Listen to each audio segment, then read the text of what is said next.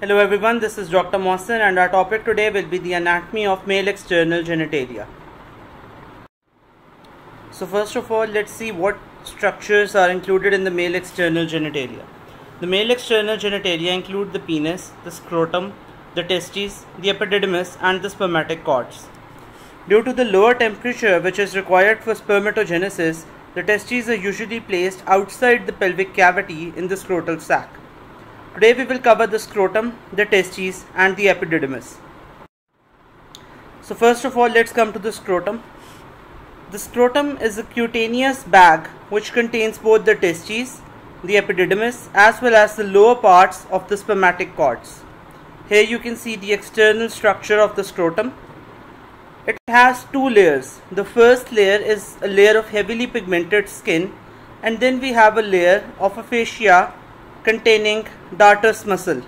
So this is known as the dartos fascia, which is basically a fat-free facial layer containing a muscle known as the dartos muscle, which is involved in thermoregulation for the testes. There is a median raphe which you can see over here, which is dividing the scrotum into right and left halves, and this median raphe marks the line of fusion of the embryonic labioscrotal swellings which are present inside the fetus.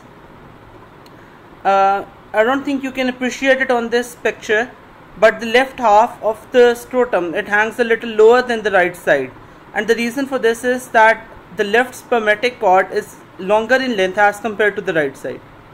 Then we have the dartos muscle, which is forming the second layer of the scrotum externally, and this muscle helps in temperature regulation within the scrotum.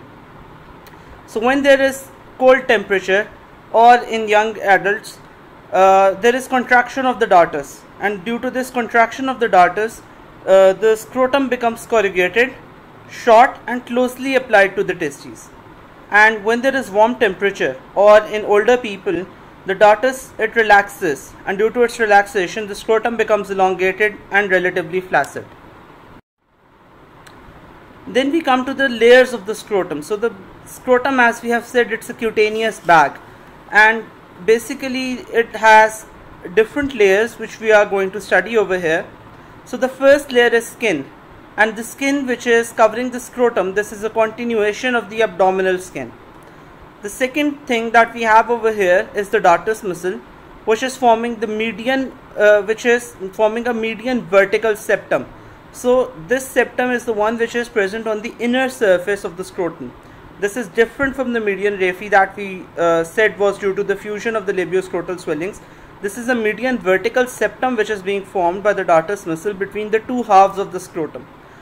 The dartos fascia, which is a fat-free facial layer that is continuous anteriorly with the scapa fascia of the posterior abdominal wall and posteriorly with the Colles fascia of the posterior perineal wall.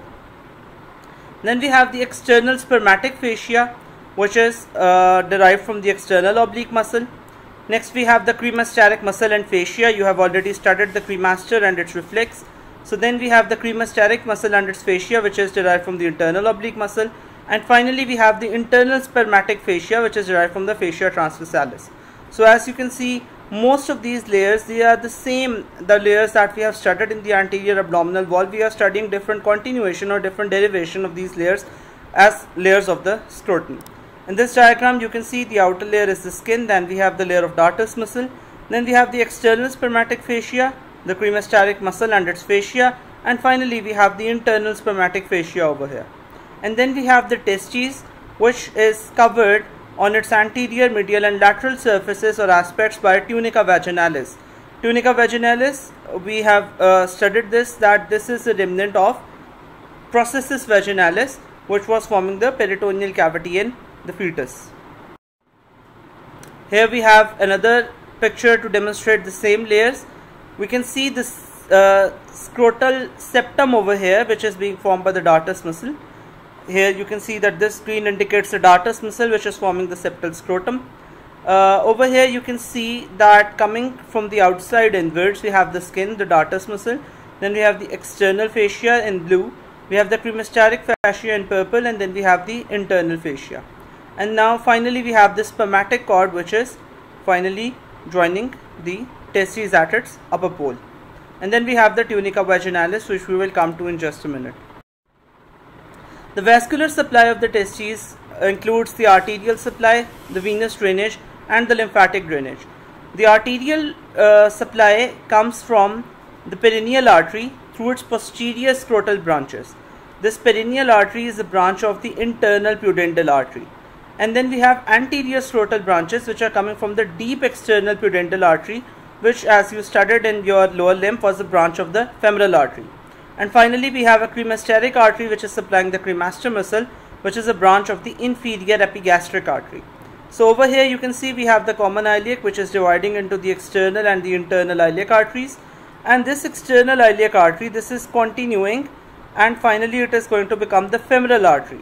And then it is going to give off the deep external pudendal artery, and this deep external pudendal artery is going to give off these anterior scrotal arteries. And next we have this internal pudendal artery, which is giving off the posterior scrotal artery through the perineal artery.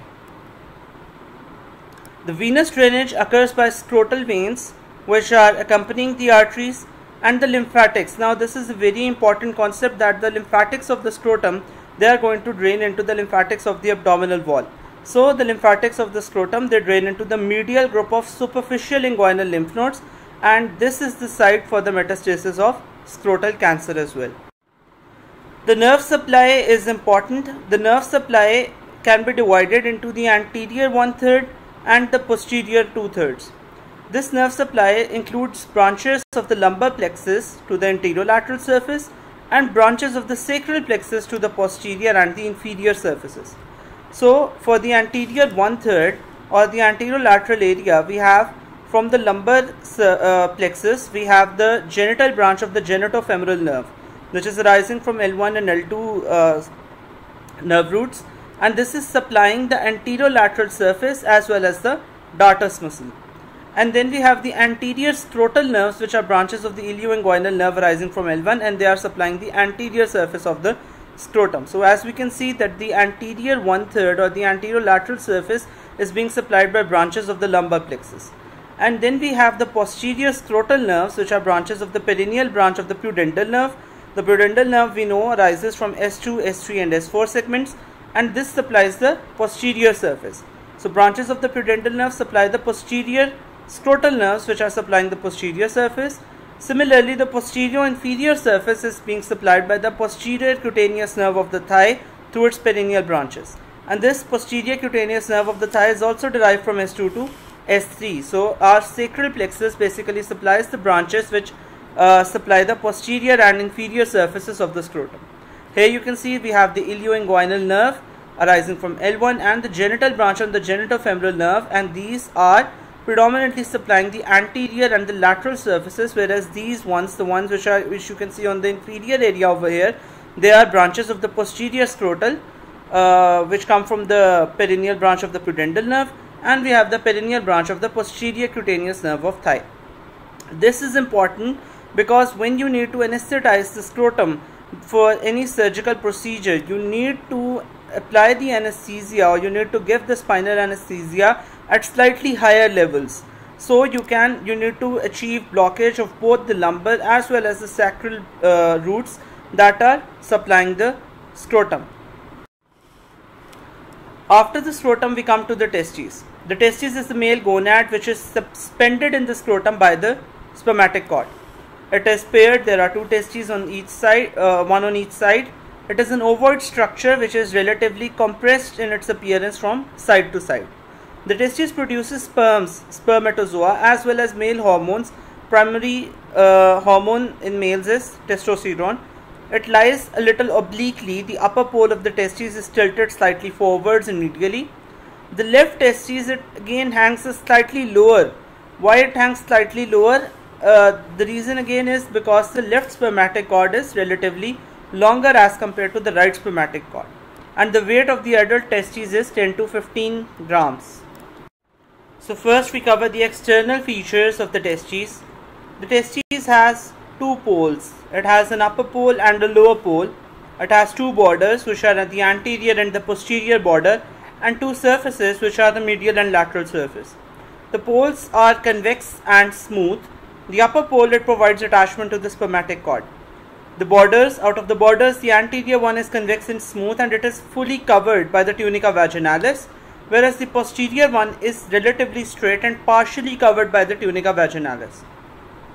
The surfaces of the testes are convex and smooth. We have two structures over here which warrant special recognition. One of them is sinus of epididymis.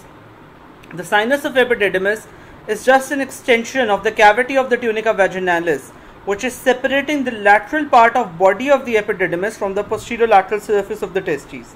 Once we study the epididymis in detail, you will find out which part is the body of the epididymis and how the sinus of epididymis separates it from the posterior lateral surface of the testes.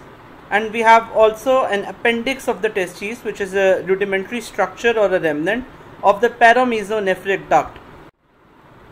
Over here in this diagram, you can see that we have the testes over here, we have the epididymis right over here. This structure is the head of the epididymis, this is the body of the epididymis, and this is the tail of the epididymis. Between the testes and the body of the epididymis over here, we have this structure, the one which I am pointing at with my pointer right now. This is the sinus of the epididymis, which is a sac of the tunica vaginalis. This is the spermatic cord which is coming up from above. These are the appendices of the epididymis. These are oval remnants of the paramesonephric ducts which are attached at the upper pole. And we also have an appendix of the testes, which is a similar structure. And over here we have the cut edge of the parietal layer of the tunica vaginalis. We'll come to that in just a minute. Again, in this diagram, you can see that we have the spermatic cord which is coming up from above. Then we have the epididymis and the testes. Over here they are covered by the tunica vaginalis, which has not been separated from them.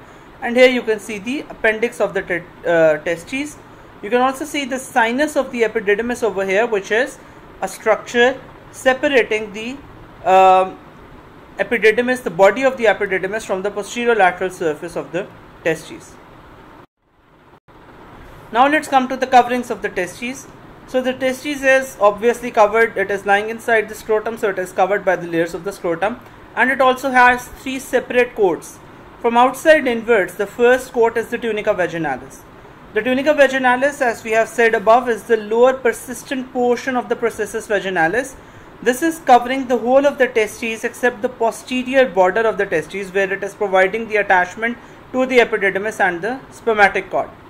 The tunica vaginalis has two layers. Let's just think of it as peritoneum, as an extension of the peritoneum. So like we have the parietal and the visceral peritoneum, we have a parietal layer of the tunica vaginalis, we have a visceral layer of the tunica vaginalis, and between these two layers we have a cavity which is filled with serous fluid, and this serous fluid, it allows easy movement of the testes inside the scrotum. The second layer is a fibrous layer or a fibrous coat which is covering the testes, known as the tunica albuginea. And this tunica albuginea, it is covered on its outside by the visceral layer of the tunica vaginalis, except posteriorly. So in the posterior region, we have said that the tunica vaginalis, it doesn't cover the testes over here. Why? Because we have the attachment of the epididymis and the spermatic cord here, and it doesn't cover the tunica albuginea over here as well. And this area serves as the site for entry of testicular vessels and nerves. The tunica albuginea is internally thickened into a posterior border which forms the mediastinum of the testes, and from this mediastinum, fibrous septi, they emerge and they divide the testes into different lobules. And finally we have a tunica vasculosa, which is the innermost vascular coat of the testes, and this lines the lobules which are being formed by the septi emerging from the mediastinum testes. This is the diagram where we can see this in detail. Over here you can see that we have this layer over here.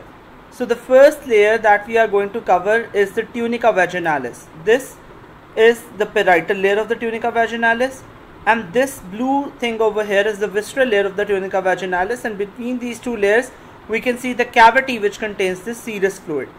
The tunica vaginalis is covering the tunica albuginea, which is this thick fibrous coat.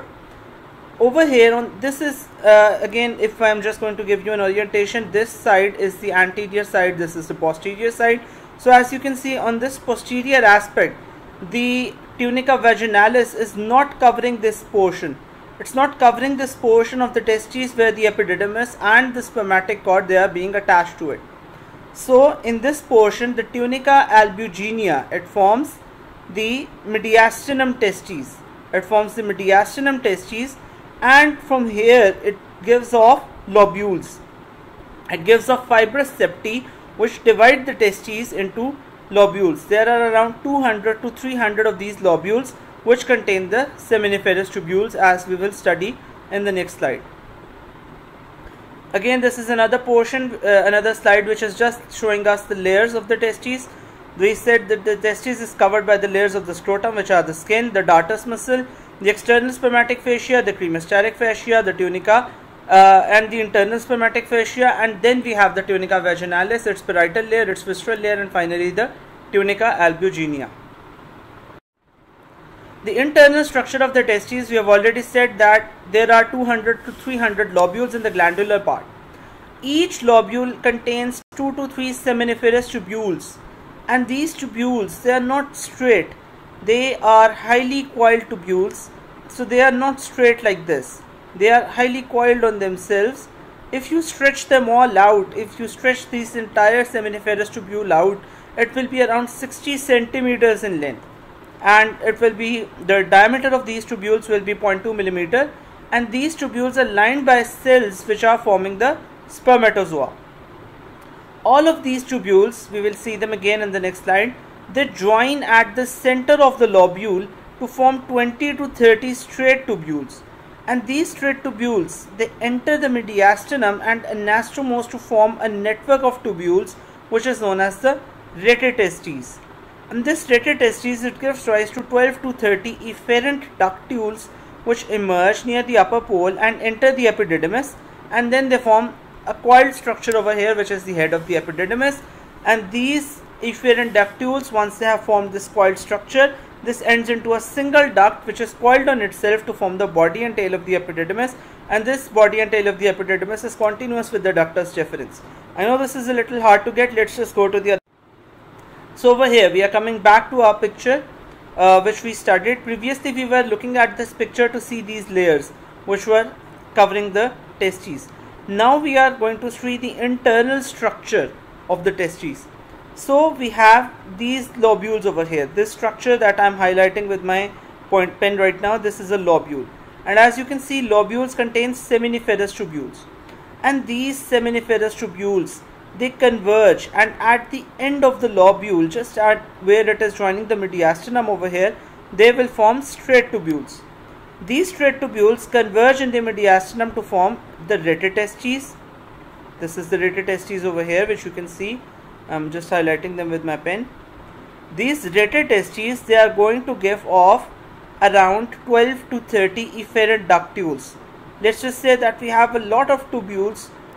We have the rete testes which is condensed over here, and it's just giving off branches. These are efferent branches called efferent ductules. These efferent ductules go into this portion. This portion is what? This is the head of the epididymis. The portion that I am highlighting, this is the head of the epididymis. The efferent ductules converge in the head and they form a duct which is, as you can see, highly coiled on itself. This is a very coiled duct that you are seeing right now. I'm just going to trace it. This duct, it's going downwards, it's forming the body and the tail of the epididymis, and at the lower pole this is continuous with this structure right over here which is the ductus deferens. This is the ductus deferens which is forming from here. So this is the whole pathway through which we go from seminiferous tubules to the ductus deferens, and the ductus deferens then opens into the ejaculatory duct which will excrete the semen through the male urethra. The arterial supply of the testes is derived from the testicular arteries. The testicular arteries, we can see the testicular arteries over here. These arise from the abdominal aorta at the level of L2 vertebra. They arise just below the origin of the renal arteries. So if this is the abdominal aorta right over here, this is where the renal arteries were arising, and below this the testicular arteries are arising from the aorta. These descend on the posterior abdominal wall. As you can see, we studied that the thoracic aorta was a structure in the posterior mediastinum. Similarly, the abdominal aorta is a structure which is present behind the peritoneum, so it is known as a retroperitoneal structure, and it gives off these branches known as the testicular arteries which descend on the posterior abdominal wall retroperitoneally. They enter the deep inguinal ring, they pass through the canal, the inguinal canal, and they exit through the superficial inguinal ring to enter the spermatic cord. Once these arteries they enter into the spermatic cord, they divide into different branches at the posterior border of the testes, where the spermatic cord is going to enter into the testes. The testicular artery gives off large medial and lateral branches which are supplying the medial and lateral surfaces inside the tunica vasculosa. They also give smaller branches which supply the posterior border, and one of the branches of this testicular artery, it also anastomosis with the artery which is supplying the ductus deferens. So as you can see, we are getting the testicular artery over here, and this testicular artery, once it passes into the inguinal canal, it then joins the spermatic cord, and it emerges at the posterior border and supplies the medial and lateral surfaces of the testes. The venous drainage, the veins which are emerging from the testes, they form a plexus. They form a network of 8 to 12 veins which are lying anterior to the ductus deferens, and this plexus, this venous plexus, is known as the Pampiniform plexus of veins. This is a very important plexus that you need to know. It is a network of 8 to 12 veins which is formed by the veins which are emerging from the testes. This Pampiniform plexus has three parts. It has an anterior part, a middle part, and a posterior part. The anterior part is arranged around the testicular artery inside the spermatic cord.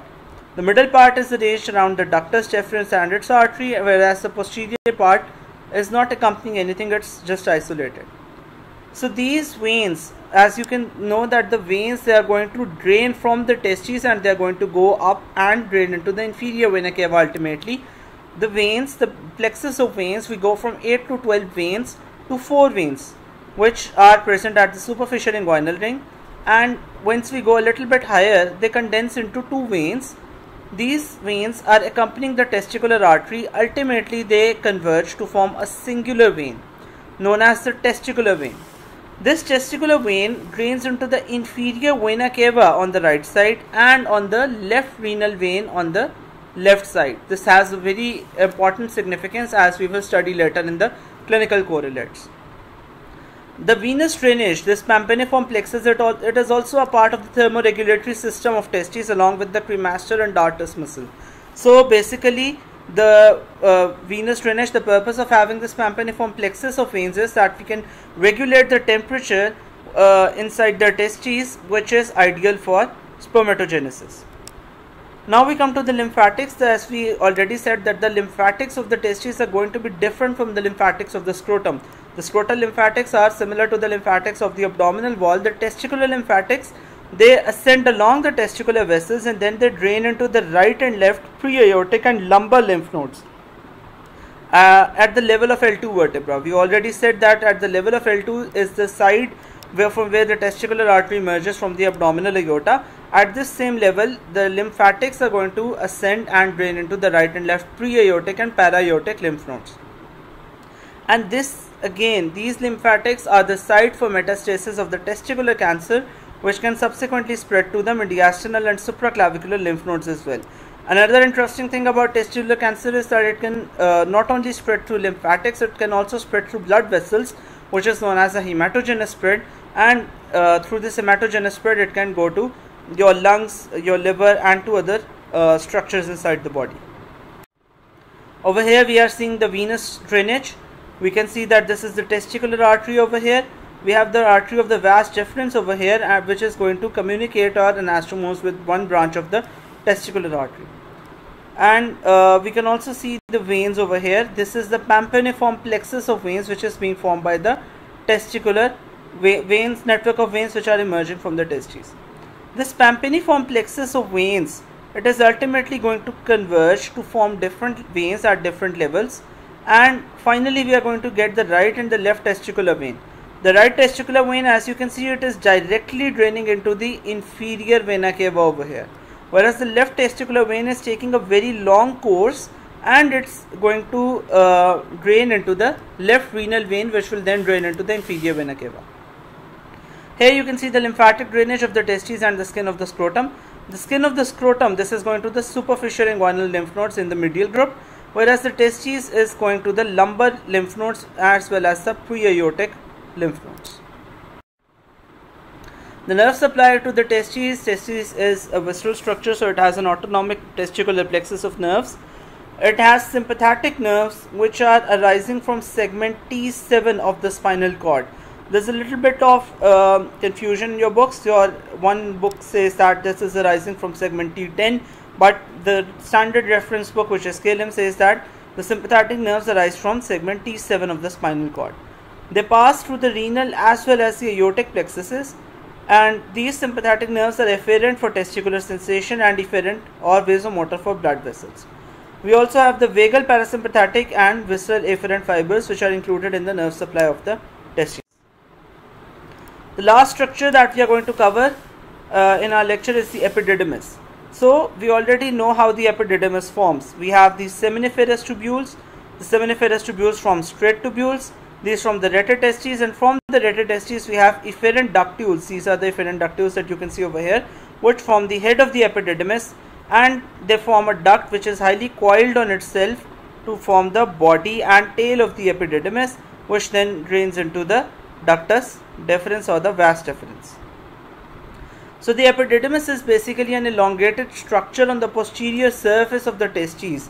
It is made up of highly coiled tubules that act as a reservoir for spermatozoa which were produced inside the testes. The upper part is also known as the head or the caput.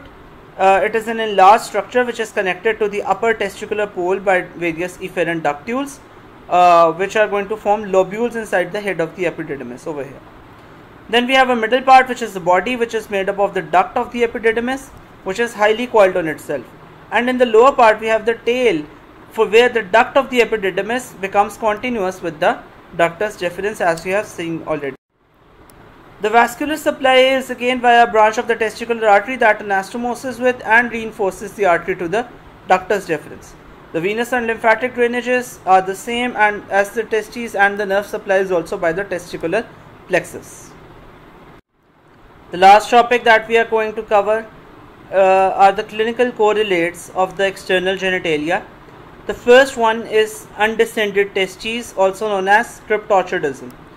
So undescended testes means that the testes has either not descended or is not retractable. It is not capable of being drawn down from wherever it is lying inside the abdominal cavity. 95% of these cases of undescended testes occur on one side only. The undescended testes, it usually lies somewhere along the normal path of its prenatal descent, commonly in the inguinal canal. We already said that the testes, it develops inside the abdomen and then it migrates from the abdomen into the scrotum. It's a retroperitoneal structure. It develops retroperitoneally and then it migrates through the scrotum. So if it, during the path of its descent, it gets stuck somewhere, we can have an undescended testis over there. The importance of cryptorchidism is that it greatly increases the risk for developing malignancy in the undescended testes, which is very problematic because this undescended testis is neither palpable and we cannot usually detect the cancer until it has progressed and involved other organs. Sometimes this undescended testis can complete its descent after the birth of the child, and sometimes spermatogenesis can fail to occur in it, so the person can remain infertile. Here we can see the sites where commonly undescended testes can lie. It can either stay inside the abdomen. Commonly it is either lying inside the inguinal canal or in a high scrotal position, and this is. Then we can have ectopic testes. Ectopic testes means that the route which it was normally going to take, it takes a different route from that one. So undescended testes or cryptorchidism, it will occur along the route, whereas ectopic testes will occur at a site which is different from the normal route. Usually these ectopic testes are fully developed. They can also be accompanied by indirect inguinal hernias, and they can be divorced from the epididymis as well, which will lie inside the scrotum in these cases. Here you can see that undescended testes are going to lie along the path of descent. They can lie in the abdomen, in the inguinal canal, or in suprascrotal regions, whereas the ectopic testes can lie in a lot of different places. They can lie in the suprapubic region, in this place over here. They can lie inside the femoral canal. They can lie somewhere in the perineum, and they can also lie in the opposite half of the scrotum from where they are supposed to be. The second thing is hydrocele of testes and spermatic cord. Hydrocele, hematocele, these are terms that we are going to study, and these terms are usually related to persistent processus vaginalis. So if we have a persistent processus vaginalis, we already know that a persistent processus vaginalis is also something that predisposes us to an indirect inguinal hernia. If this persistent processus vaginalis has excess fluid inside it, then we call it a hydrocele. And this fluid accumulation usually results from secretion of an abnormal amount of serous fluid from the visceral layer of the tunica vaginalis. This can be either associated with an indirect inguinal hernia. The size of the hydrocele will depend on how much of the processus vaginalis is persisting. So if almost all of it is persisting, then we will have a lot of fluid and the size will be larger. Hydrocele of the testes will be confined to the scrotal region, and it will distend the tunica vaginalis. We can see this over here, that this is the cavity between the parietal and the visceral layers of the tunica vaginalis, which has extended or become distended by the presence of excess amount of fluid, and this is the hydrocele of the testes. We can also have a hydrocele inside the spermatic cord if the persistent part of the tunica processus vaginalis is only in that area, and this will distend the persistent part of the stalk of the processus vaginalis. The one thing that we can do to differentiate whether the swelling that we are seeing is a hydrocele is a transillumination test. So a transillumination test means that if you are in a dark room and you basically place a torch to the side of the testes, it will become illuminated, it will glow up. Why? Because we have clear fluid inside the tunica, inside the persistent processus vaginalis, and this fluid will become transilluminated when we shine light through it. So if the transillumination test is positive, then we will say that this is likely a hydrocele of the testes. What happens if we need to drain this excess fluid? We need to do a tap. We need to remove the excess fluid from the tunica vaginalis. Now here is a quick question for you. Which layers of the scrotum and testes are we going to penetrate when we try to tap a hydrocele? So just think about it. The answer is given in your book, but you should also know that this will include the same layers of the scrotum that we have studied, and it will include one of the coats of the testes. I mean, I can't give you any more hints further than that. I've already told you everything that is about structures that appears when we try to tap a hydrocele. Then we have hematocele of the testes. Hematocele means that there is blood. There is a collection of blood inside the tunica vaginalis. This usually occurs when there is trauma to the testes, which ruptures the branches of the testicular artery.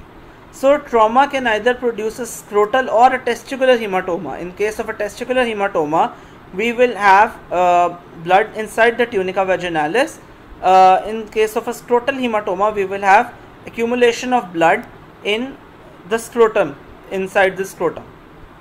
In this case, a transillumination test will be negative. Why? Because the blood that is much thicker as compared to water, also this blood has a tendency to clot and form a hematoma, and that will not give us a positive transillumination test. The next thing is the spermatocele and an epididymal cyst. A spermatocele is basically just a cyst. It's just a cyst, a retention cyst, which is representing a collection of fluid in the epididymis. So here we have a spermatocele, which is usually occurs along the head. As we can see, we have a spermatocele, we have a cyst containing fluid which is present near to the head of the epididymis. It contains a milky fluid, and these are generally asymptomatic. They don't cause any symptoms. An epididymal cyst is also a collection of fluid, but this can occur anywhere inside the epididymis. A very important clinical correlate is a varicocele. A varicocele is closely related to the concept that we studied in varicose veins in the lower limb. A varicocele also occurs due to dilation and tortuosity of the pampiniform plexus of veins which is present as the vascular drainage of the testes. These varicoceles, they are only visible when the man is standing or straining, and when the person lies down, due to the effect of gravity, the veins they get emptied, and once the veins are emptied, the varicocele will disappear. So this is very similar to a varicose vein, that when you are standing, when you are trying to lift up something, your varicose veins they become more prominent, whereas when you lie down, you lift your leg up, gravity drains the blood and they disappear. So similarly, varicocele will be visible when the man is standing or straining and disappear when the person lies down. On palpating, you will get a bag of worms like feeling. When you palpate the scrotum, when you touch the scrotum of a person who has a varicocele, you will just feel these tortuous veins under your fingers, and this will give you a feeling of a bag of worms. The cause again is a defective valve in the testicular veins. It can also occur due to problems in the renal vein. Varicoceles usually occur on the left side. We already said that the left testicular veins takes a much longer course. It doesn't drain directly into the IVC, it goes and drains into the left renal vein. So the pathway through which it is going into the left renal vein is at a relatively 90 degrees angle. This makes it more susceptible to obstruction or reversal of flow, leading to tortuosity. Moreover, the left testicular vein is longer than the right one, and it is also crossed by the colon. So when the colon is obstructed or the colon is full, this vein can get compressed, which will predispose the patient to the formation of a varicocele. Here you can see that this is the normal pampiniform plexus of veins, and over here we have these tortuous dilated veins known as a varicocele. And on the surface of scrotum, this is what it looks like. It looks like a bag of worms. If you palpate it, you will get the same feeling. Why? Because of all these dilated and tortuous veins. Next thing is testicular torsion. Torsion means that something gets twisted around on an axis. So as we can see, this is the spermatic cord, this is the testes. The testes is kind of, hanging from the spermatic cord which is attached to the upper pole. If the testes rotates along this axis, it rotates along the spermatic cord within the scrotum, then we call it a torsion of the testes. And when this occurs, the blood vessels which are entering in this region, they are entering at the posterior area and they are supplying the testes. These vessels have a tendency to get compressed, and if these vessels get compressed, it will lead to pain, extreme excruciating pain for the patient. If the artery gets occluded, it can lead to necrosis of the testes. So testicular torsion is an emergency. It usually occurs in active young males as well as in children. It is associated with an excessively large tunica vaginalis. Whenever this occurs, you need to take the patient for surgery right away, ideally within the 6-hour time period, so that you can save them from necrosis of the testes. Then we have epididymitis. Whenever we already know that whenever you see the term itis, it is indicating an infection of something. So epididymitis means infection of the epididymis. It is caused by bacterial infections. These can be due to different viruses, different sexually transmitted diseases. It can also be due to different bacteria such as E. coli, Pseudomonas, tuberculosis. It can also be due to non-infectious causes such as trauma, due to any vascular disease, due to some drugs or autoimmune disorders. The symptoms will be that there will be redness, swelling and pain in the scrotal region, and this can radiate to the lower abdomen as well. There can be associated inflammation of the testes as well, which is known as orchitis. There can also be changes in the urinary frequency. And sometimes this can be complicated by the formation of hydrocele or by obstruction of blood flow to the testes. Epididymitis can also lead to infertility in the long run. This is your assignment. The first question is that you need to write down the layers of the scrotum. Which area is the one where you will see the mets of the metastasis of the tumor of scrotum? You need to draw the internal structure of the testes and epididymis. What are the causes of a varicocele? And you need to write down the arterial and venous drainage of the testes. Thank you so much.